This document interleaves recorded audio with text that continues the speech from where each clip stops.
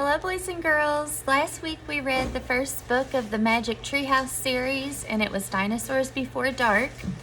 This week we're going to be reading the third book from the Magic Treehouse series, and this is Mummies in the Morning. "It's still here," said Jack. "It looks empty," said Annie. Jack and his 7-year-old sister gazed up at a very tall oak tree. At the top of the tree was a treehouse. Late morning sunlight lit the woods. It was almost time for lunch. "Shh," said Jack. "What is that noise?" "What noise?" "I heard a noise," Jack said.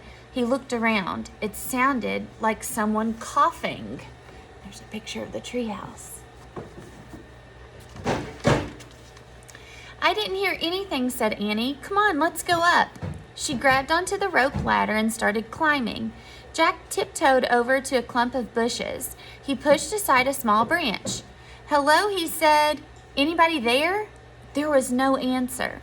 "Come on," Annie called down. "The treehouse looks the same as it did yesterday." Jack still felt that someone was nearby. Could it be the person who'd put all the books in the treehouse? "Jack!" Jack gazed over the top of the bushes. Was the mysterious person watching him now? The person whose name began with M? Maybe M wanted the gold medallion back, the one Jack had found on their dinosaur adventure. Maybe M wanted the leather bookmark back, the one from the castle book. There was an M on the medallion and an M on the bookmark, but what did M stand for? "Tomorrow, I'll bring everything back," Jack said loudly. A breeze swept through the woods. The leaves rattled. "Come on," called Annie. Jack went back to the big oak tree. He grabbed onto the rope ladder and climbed up. At the top, he crawled through a hole in the wooden floor.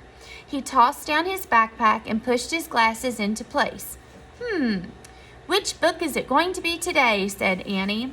She was looking at the books scattered around the treehouse. Annie picked up the book about castles. "Hey, this isn't wet anymore," she said. "Let me see." Jack took the book from her. He was amazed. It looked fine. Yesterday it had gotten soaked in a castle moat. The castle book had taken Jack and Annie back to the time of knights. Jack silently thanked the mysterious knight who had rescued them. "Watch out," Annie warned. She waved a dinosaur book in Jack's face. "Put that away," said Jack. The day before yesterday, the dinosaur book had taken them to the time of dinosaurs. Jack silently thanked the pteranodon who had saved him from the Tyrannosaurus Rex. Annie put the dinosaur back with the other books. Then she gasped. "Wow," she whispered. "Look at this." She held up a book about ancient Egypt. Jack caught his breath. He took the book from her. A green silk bookmark stuck out of it. Jack turned to the page with the bookmark. There was a picture of a pyramid. Going toward the pyramid was a long parade. 4 huge cows with horns were pulling a sled. On the sled was a long gold box. Many Egyptians were walking behind the sled. At the end of the parade was a sleek black cat. "Let's go there," whispered Annie. "Now." "Wait," said Jack. He wanted to study the book a bit more. Pyramids, Jack," said Annie. "You love pyramids." It was true. Pyramids were high on his list of favorite things. After knights, but before dinosaurs, way before dinosaurs. He didn't have to worry about being eaten by a pyramid. "Okay," he said, "but hold the Pennsylvania book in case we want to come right back." Annie found the book with the picture of their hometown in it, Frog Creek, Pennsylvania. Then Jack pointed to the pyramid picture in the Egypt book. He cleared his throat and said, "I wish we could go to this place." Meow. What was that? Jack looked out the treehouse window. A black cat was perched on a branch right outside the window. The cat was staring at Jack and Annie. It was the strangest cat Jack had ever seen. He was very sleek and dark, with bright yellow eyes and a wide gold collar. "It's the cat in the Egypt book," whispered Annie. Just then the wind started to blow. The leaves began to shake. "Here we go," cried Annie. The wind whistled louder. The leaves shook harder.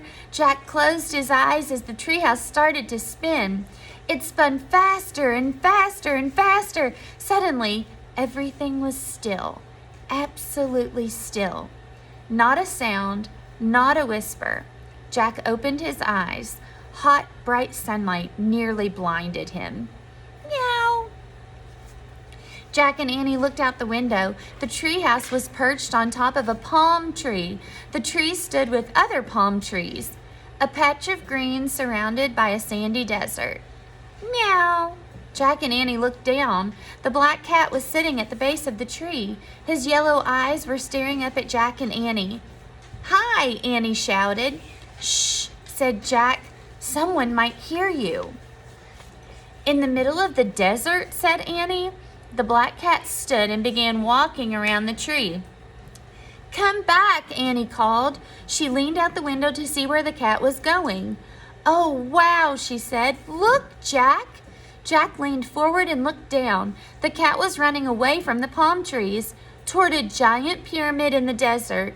A parade was going toward the pyramid, the same parade as in the Egypt book. So there's the pyramid, and there's the parade going by. There's their treehouse up here in the palm tree. "It's the picture from the book," said Jack. "What are these people doing?" asked Annie. Jack looked down at the Egypt book. He read the words under the picture. "When a royal person died, a grand funeral procession took place. Family, servants, and mourners followed the coffin. The coffin was called a sarcophagus. It was pulled on a sled of 4 oxen. "It's an Egyptian funeral," said Jack. "The box is called a oh, I forgot it." He looked out the window again. Oxen, sled, Egyptians, black cat, all were moving in a slow, dreamy way. "I'd better make some notes about this," said Jack. He reached into his backpack and pulled out his notebook. Jack always kept notes. "Wait," said Jack, and he wrote, "Coffin called sarcophagus." "We'd better hurry," said Annie, "if we want to see the mummy." She started down the rope ladder. Jack looked up from his notebook. "Mummy," he said. "There's probably a mummy in that gold box," Annie called up. "We're in ancient Egypt, remember?" Jack loved mummies. He pulled down his pencil. "Goodbye, Jack," called Annie. "Wait," Jack called. "Mummies!" Annie shouted. "Oh, man," said Jack weakly. Mummies. She sure knew how to get to him. Jack shoved his notebook and the Egypt book into his pack. Then he started down the ladder. When he got to the ground, he and Annie took off across the sand. But as they ran, a strange thing happened. The closer they got to the parade, the harder it was to see it. Then suddenly, it was gone. The strange parade had disappeared, vanished. But the great stone pyramid was still there, towering above them. Panting, Jack looked around. What had happened? Where were the people, the oxen, the gold box, the cat? "They're gone," said Annie. "Where did they go?" said Jack. "Maybe they were ghosts," said Annie. "Don't be silly. There's no such thing as ghosts," said Jack. "It must have been a mirage." "A what?"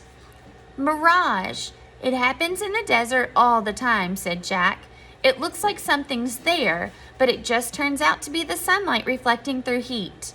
"How could sunlight look like people, a mummy box, and a bunch of cows?" said Annie. Jack froze. "Ghosts?" she said. "No way," said Jack. "Look!" Annie pointed at the pyramid. Near the base was the sleek black cat. He was standing alone. He was staring at Jack and Annie. "He's no mirage," said Annie. The cat started to slink away. He walked along the base of the pyramid and slid around a corner. "Where's he going?" said Jack. "Let's find out," said Annie. They dashed around the corner just in time to see the cat disappear through a hole in the pyramid. So what do you think is going to happen with the cat? Where is the cat going? And help me remember, there were 2 new words that I heard, sarcophagus and mirage. Do you remember what those 2 words mean?